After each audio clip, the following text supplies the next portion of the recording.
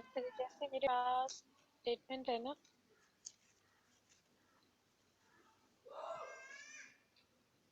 ये है देखिए, ये देखिए, हम ऐसे लिखते हैं। ये होता है मेरे पास नल हाइपोथेसिस। ये देखिए, ये होता है मेरे पास नल हाइपोथेसिस।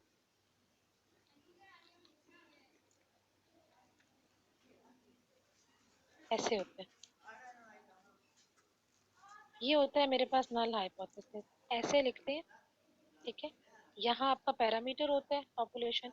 इसके बारे में आपने स्टेटमेंट बतानी है। तो जैसे मैं कह दूं कि जी इनकी अटेंडेंस जो है वो मेरे पास आएगी 0.95, या मेरे पास आएगी इनकी जो क्लास की जो मार्क्स है ना वो मेरे पास आएंगे जी 75।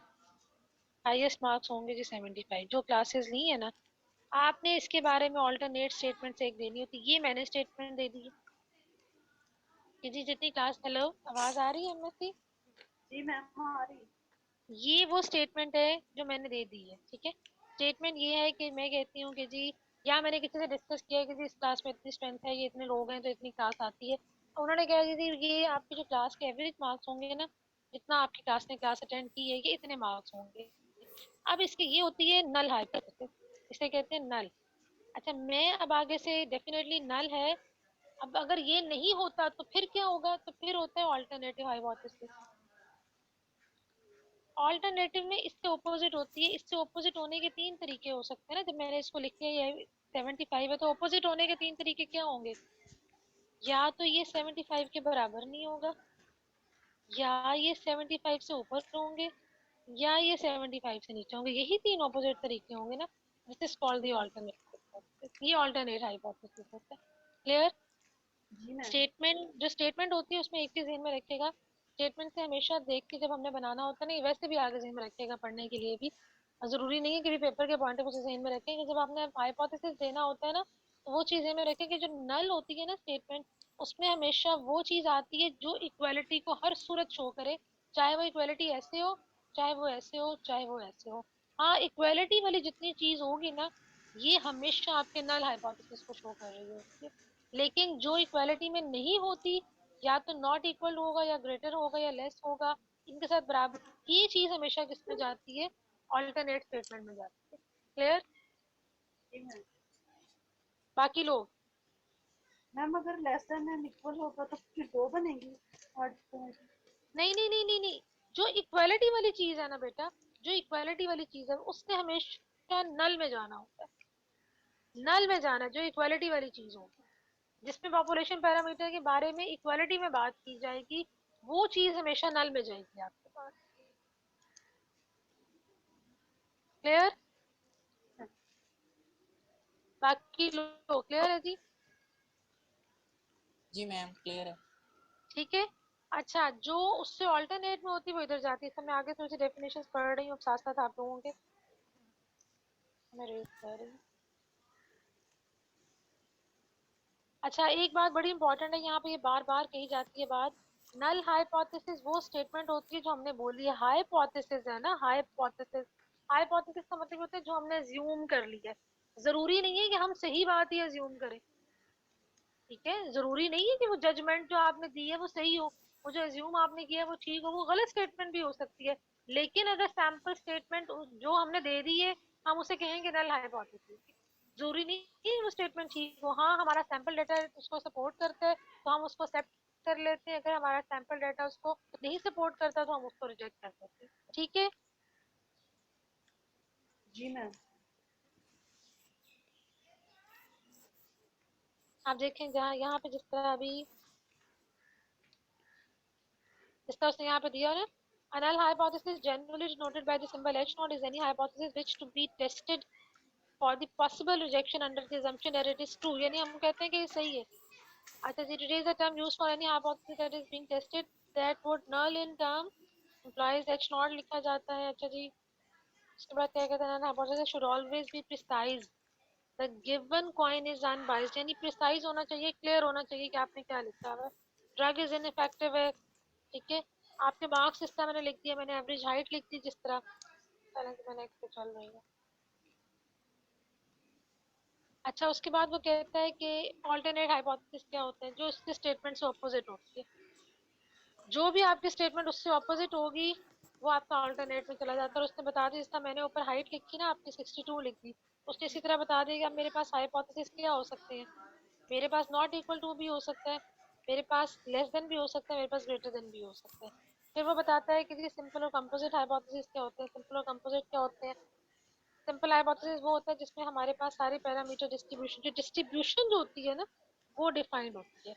यानी क्या लिखा हुआ लाइन में, is one in which all parameters of the distribution are specified। एक तो स्पेसिफाइड होंगे, आपको पैरामीटर का पता होगा कि जैसा म्यू है ना, म्यू एग्जैक्टली 62 इंचेस के बराबर है, या म्यू एग्जैक्टली 72 के बराबर है, या म्यू की जो भी स्टेटमेंट है वो स्टेटमेंट बिल्कुल क्लियर आपको पता होगी।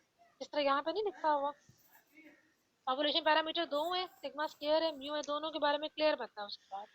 अच्छा जी, उसके बाद उसने लिखा हुआ है एक और चीज इसमें बड़ी इंपॉर्टेंट है, वो कहता है together specify a normal distribution completely. यानी पॉपुलेशन पैरामीटर स्पेसिफाई भी हो और नॉर्मल डिस्ट्रीब्यूशन को फॉलो कर रहे हो, जो आपकी पॉपुलेशन और सैम्पलिंग डिस्ट्रीब्यूशन है। क्लियर?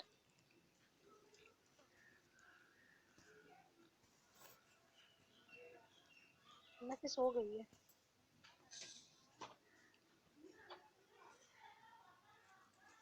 और जिसमें स्पेसिफाई नहीं होता, स्पेसिफाई किसमें नहीं होता, जिस तरह ये स्टेटमेंट है, जिस तरह ये स्टेटमेंट है, जिस तरह मैंने ये लिखा है, ये है मेरे पास, अगर ऐसे लिख दूं, ये क्लियर है, पता है ना कि म्यू की वैल्यू 62 है। अगर ये लिख दूं, अब म्यू की वैल्यू क्या हो सकती है, म्यू की वैल्यू क्या हो सकती है? 62 से बड़ी कोई भी हो सकती है। अब कोई भी हो सकती है ना, स्पेसिफाइड नहीं है। तो this is called the composite, this is called the simple. Specified है, नॉर्मल डिस्ट्रीब्यूशन के साथ स्पेसिफाइड है, ठीक है। स्पेसिफाइड वैल्यूज की कोई स्पेसिफाइड वैल्यू नहीं होती, उसे कंपोजिट कहते हैं। जिसकी एक स्पेसिफिक वैल्यू होती है उसे सिंपल हाइब्रिड कहते हैं। क्लियर? जी मैम। जी मैम। चलें, जो भी है, वैसे ये आप लोग, आप मुझे अपना नाम जरूर बताना, एक बार मिलूंगी भी। जिन बच्चों को क्लास में शुक्र मुझे जी कह देते थे। अच्छा जी, नेक्स्ट मैंने क्या बताना है?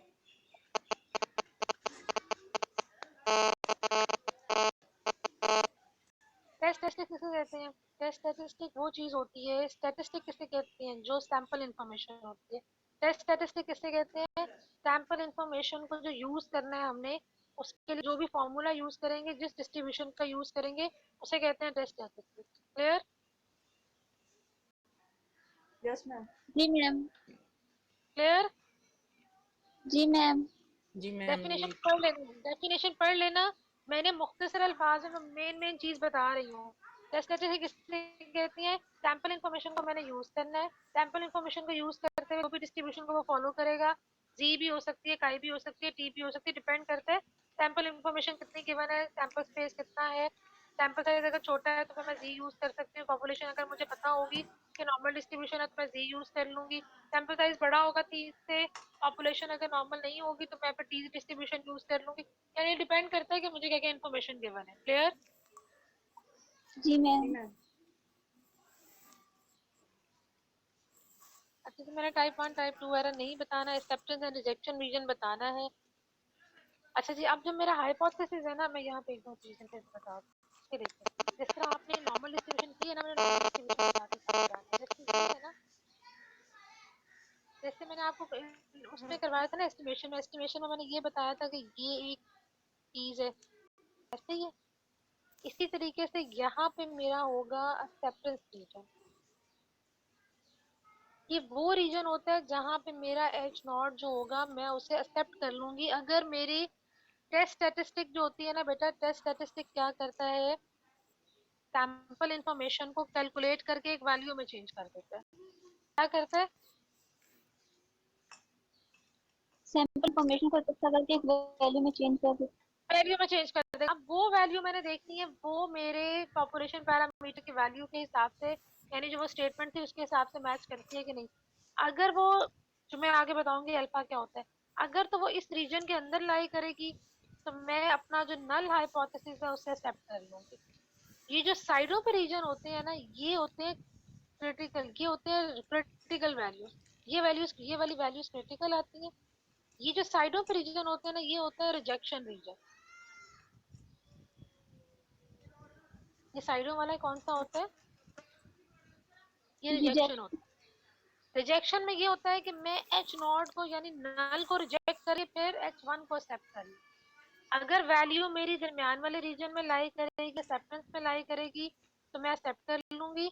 अगर साइडों पे लाई करेगी तो मैं एच नॉट यानी अपना जो नल था ना, जो मैंने पहली स्टेटमेंट दी थी, वो रिजेक्ट कर दूंगी और मैं साइडों पे चली जाऊंगी, यानी वो वैल्यू उधर चलाई करेगी। इसका मतलब है मेरा एच वन सही है, एच नॉट का गलत हो गया। क्लियर?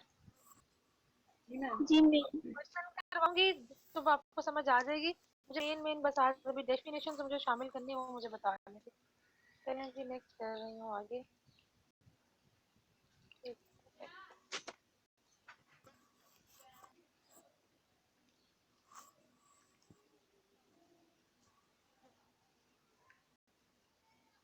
जैसे टाइप वन टाइप टू वगैरह मैंने करवाना, इसके नीचे मैं देखूँ क्या है।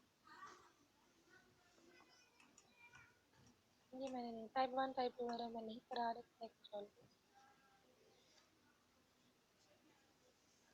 ये एक्सेप्टेंस एंड रिजेक्शन रीजन है। ये टाइप वन टाइप टू के हिसाब से इसको मत देखिएगा, मैं खुद करवाती हूँ, फिर आपको ज़्यादा सही समझ आ जाएगा। ये है, इनकी ज़रूरी पढ़ने वाली चीज़ें। सिग्निफिकेंस लेवल पढ़ने वाला, टेस्ट ऑफ सिग्निफिकेंस पढ़ने वाला। सिग्निफिकेंस लेवल है और टेस्ट ऑफ सिग्निफिकेंस है।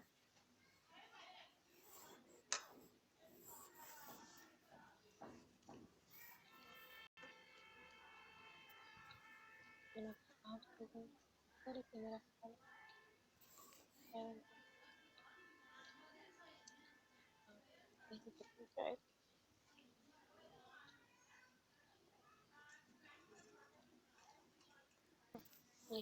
चलें ये देखते हैं, ये पढ़ने वाली चीज़ है ज़रा। सिग्निफिकेंस लेवल क्या होता है? Level of a test is the probability that used as the standard rejecting of the H naught, and H naught is assumed to be the true. The probability is equal to some small pre-assigned value convention denoted by the alpha. The value alpha is known as the size of the critical region. The critical region का size determine करती है. It is noteworthy that the significance level of the ये type one error को नहीं आप line ही देखिए, बाकी देख लीजिए जिसका नीचे आए ना। जैसे आपको लेवल ऑफ सिग्निफिकेंस यानी अल्फा की वैल्यू दे दी है 0.5% दे दी है ना, ठीक है, 10% दे दी, जिस तरह यह वैल्यू दे दी, आप इस चीज़ को ज़रा देखिएगा, ये समझने वाला पॉइंट है। जैसे ये 5 इसमें लिखा हुआ है, अल्फा क्या थी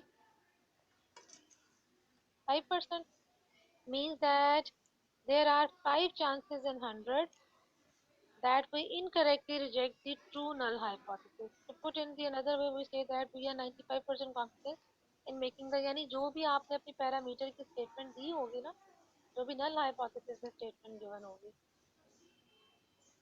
we are 95% confident that हम इसको एक्सेप्ट करेंगे और हम सही डिसीजन बना रहे हैं on the basis of the sample information. Clear?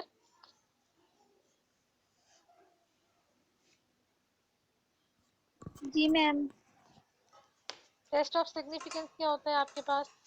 A test of significance is a rule or procedure by which we use the, हम एक्सेप्ट करते हैं या रिजेक्ट करते हैं, ये भी उसी तरीके से ये बिल्कुल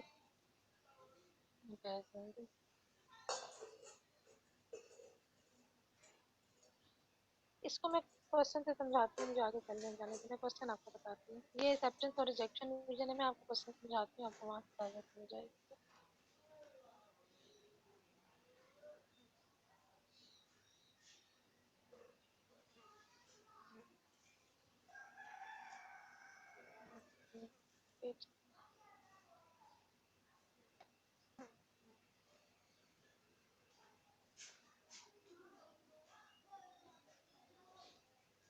जूम करती हूँ, मोबाइल को होता है।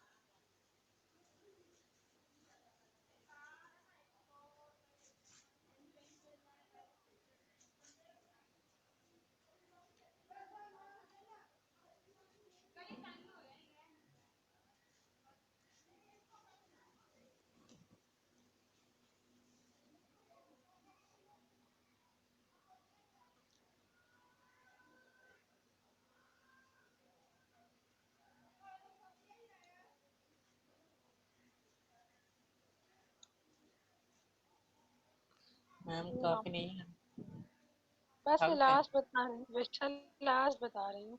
ये स्टेप्स। अच्छा एक काम करें फिर, कल कर लें फिर, कल कर लें या अभी इवनिंग में टाइम डिसाइड कर लें तब कर लें। सिर्फ लास्ट 10 मिनट और चाहिए मुझे। ये जो पेज है ना इसका स्टेप्स वाला, सिर्फ स्टेप्स पढ़ने हैं और मैंने आपको क्वेश्चन पढ़ के बताना, सिर्फ ये करना है मेरे काम। मेरी अपनी नेक्स्ट क्लास है, तो कितना टाइम हो गया? स्टेप्स मैम पढ़ने हैं। 11 बज गए। मैंने सिर्फ स्टेप्स पढ़ने हैं, ये टेबल आपको बताना है। हाँ जी,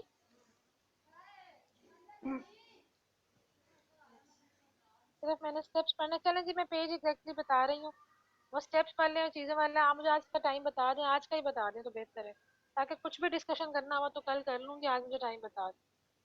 मॉर्निंग की 12 बजे कितने बजे क्लास है? अभी मॉर्निंग 12 बजे किसके साथ क्लास है आप लोगों की? देने मॉर्निंग 12 बजे किसके साथ क्लास है?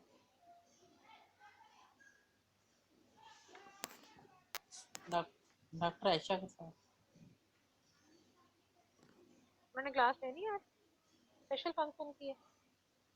यस मैम, आज उनका क्विज है। चलें जी, अच्छा चलें ठीक है। अगर मुझे भी उसके बाद बता दें टाइम। इवनिंग कितने बजे तक क्लासेस हैं आज आप लोगों की? हम 4 बजे तक।